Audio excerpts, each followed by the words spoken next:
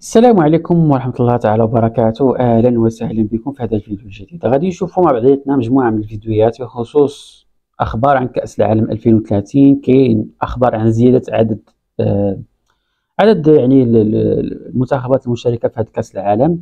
غنشوفوا يعني الإعلام التونسي كيهضر على هذا الموضوع وكيفاش أنه يعني كتحس بهم حاسدين وحاقدين لأنه المغرب سوف ينال شرف تنظيم هذه الكأس العالمية، وإن شاء الله غتكون كأس يعني اللي هي مميزة واستثنائية اللي غادي يعقل عليها العالم ككل.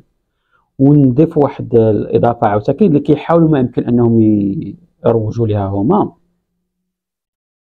أنه هذا كأس العالم هي بين المغرب إسبانيا والبرتغال، ثلاث دول أخرى اللي هي ديال أمريكا الجنوبية غير يعني غادي يصادفوا مباراة واحدة كاحتفالية بالمئوية ديال كأس العالم. هذا الشيء اللي كاين. أما كأس العالم فهي ستجرى أو البطاقة ديال تنظيم كأس العالم هي ديال المغرب إسبانيا والبرتغال، ثلاثة دول فقط، ثلاثة دول.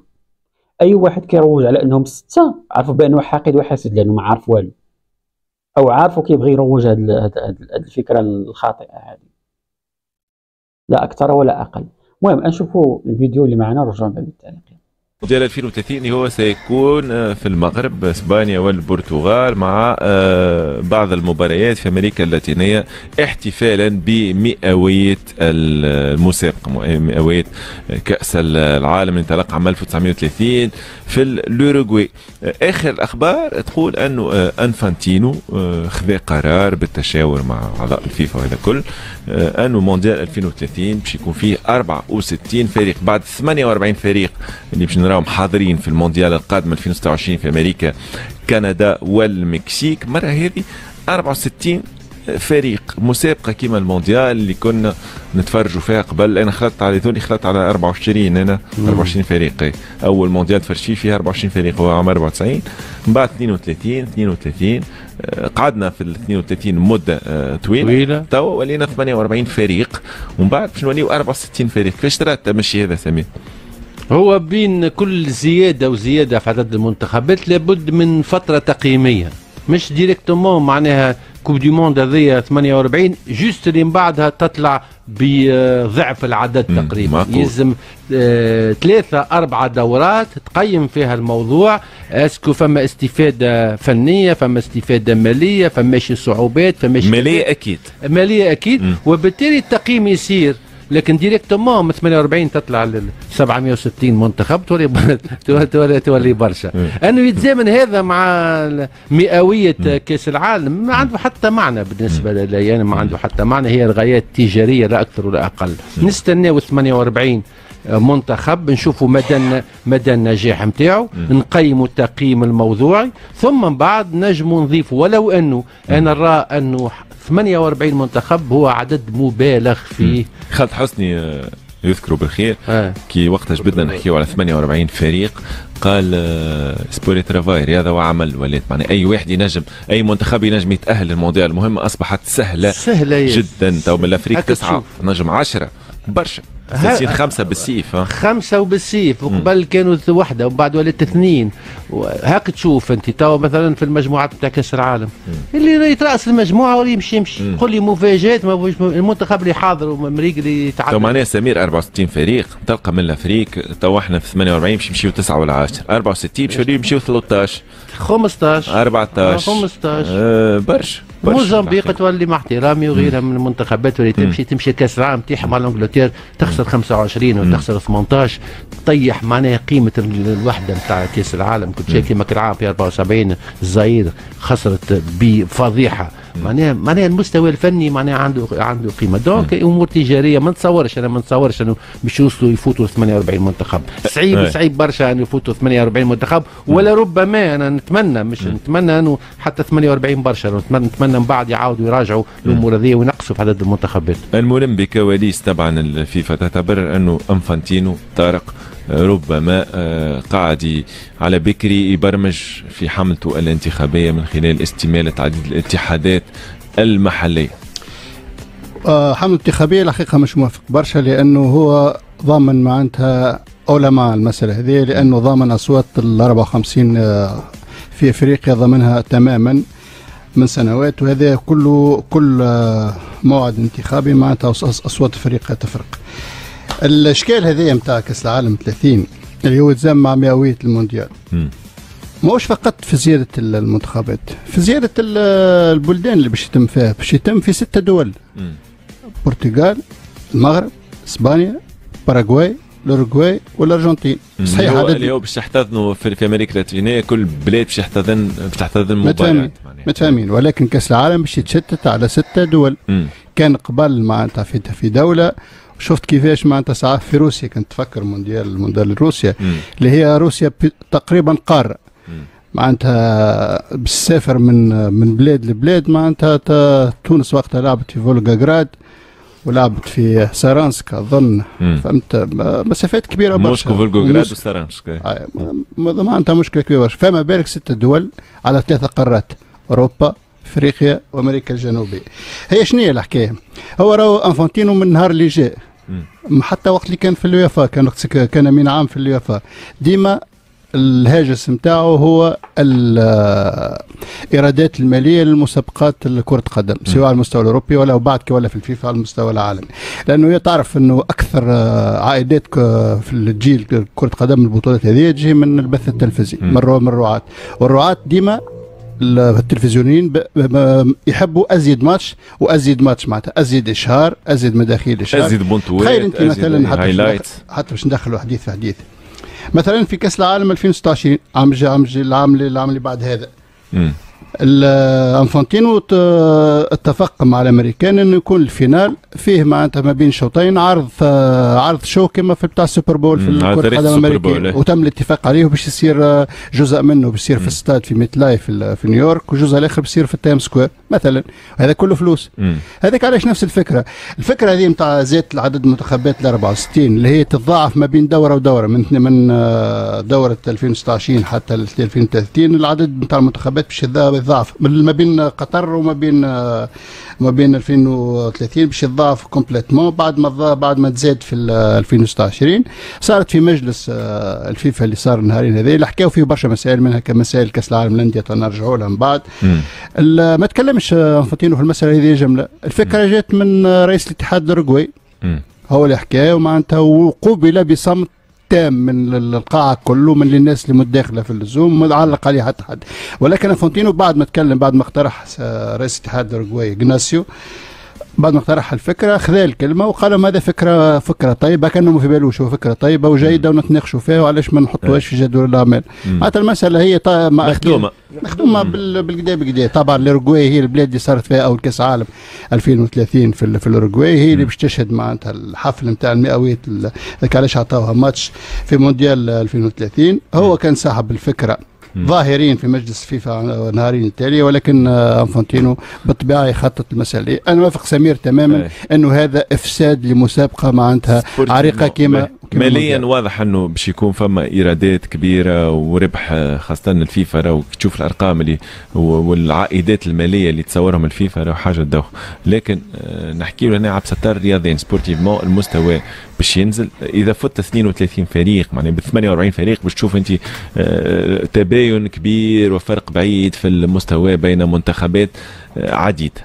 شوف امين، احنا نحكيو شويه على المنتخب التونسي. احنا انتصار في كاس العالم يعتبر انجاز بالنسبه لنا احنا، اللي هو الانتصار اللي عملناه 78. قعدنا نحكيو على الانتصار هذاك في كاس العالم. اليوم باش تولي انت بالطريقه الجديده هذايا انتصار في كاس العالم باش يولي انتصار عادي ما عنده حتى قيمه. لا كاليفيكاسيون باش تولي هي توا بالطريقه هذايا، انك انت مايور دوزيام يتعدى، ولات كاس العالم سهل. احنا ولينا نحكيو اليوم احنا في المنابر الاعلاميه انه مش انجاز راهو تونس تترشح لكاس العالم مع ليبيريا والملاوي ومع هذا وصوتوا بي برانسيب بالضبط. فما بالك انت لو انت تزيد معناها مقاعد اخرين في افريقيا للترشح، وشنو هي الانجاز ولا تاع الترشح لكاس العالم؟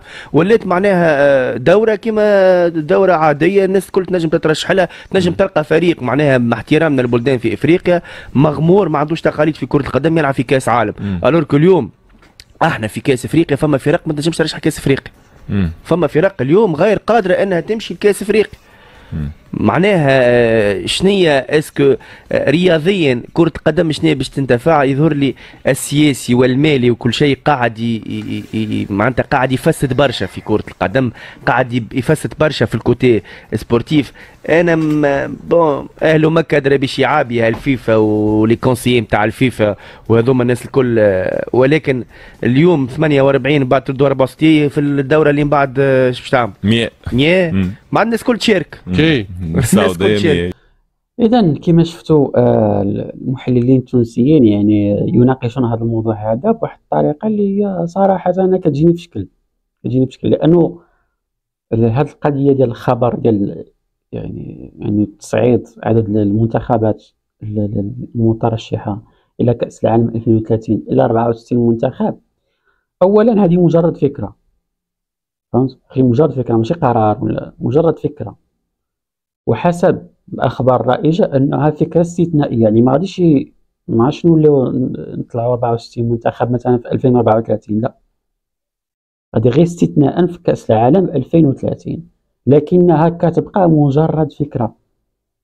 مجرد فكرة لأنه مازال يعني فكرة كما القضية ديال الهالف تايم، أنه يكون مثلا شي حفل بسيط ما بين الشوطين، يكون مثلا حفل موسيقي، فهذه مجرد فكرة ماشي قرار ولا شي حاجة اللي تم فرضها، مجرد فكرة مازال ما كاين والو، غير أفكار كتطرح وكيشوفوا واش ممكن تطبيقها أو لا.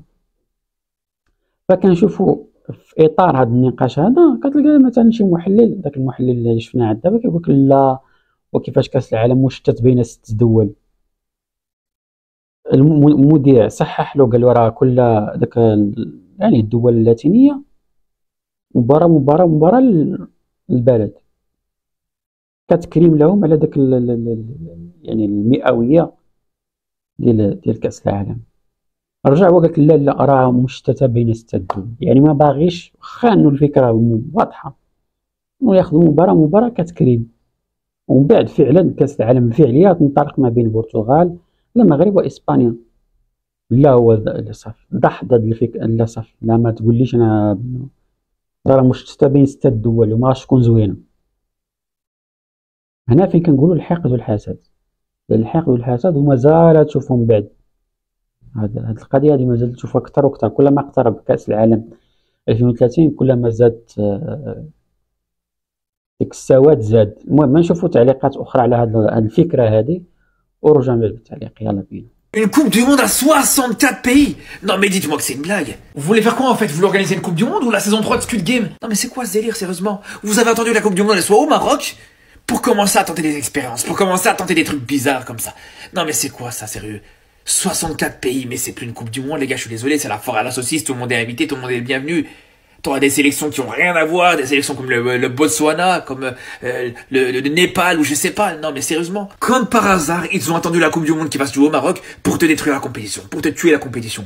Parce que je vous la vérité les gars, 64 pays, il y a personne qui va suivre ça les gars, à part nous, à part les vrais amateurs de football. Et encore les gars, comment tu veux suivre 64 pays?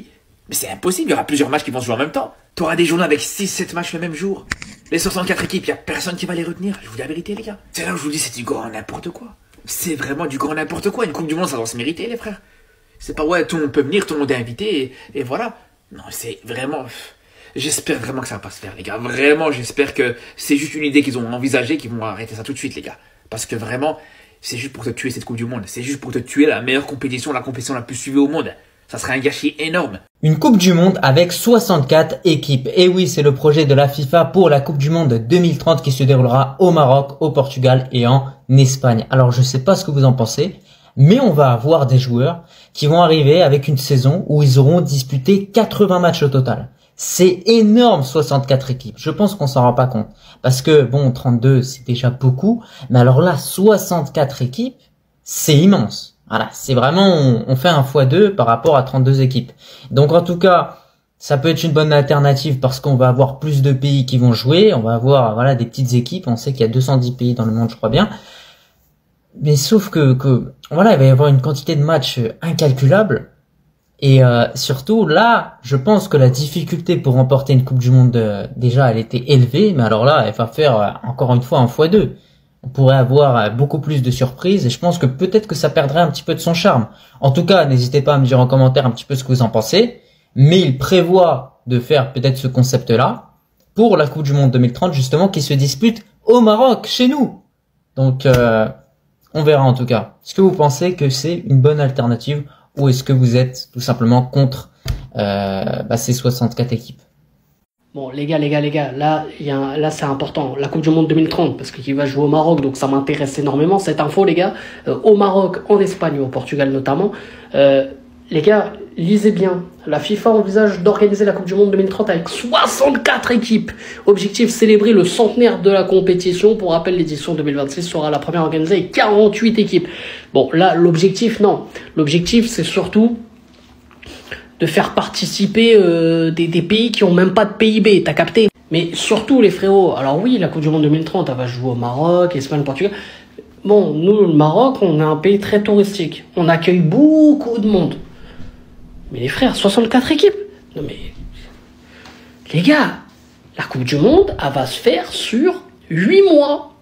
Non, plus sérieusement, les gars, moi je trouve que c'est pas une bonne idée, mais encore une fois, on est dépassé avec les DR de droit télé. Voilà, c'est une question d'argent. Là, le foot se dénature complètement. Faut arrêter. Déjà 48 équipes, les gars. Je crois qu'on n'est même pas prêt encore pour la Coupe du Monde 2026. Et là, 64 équipes.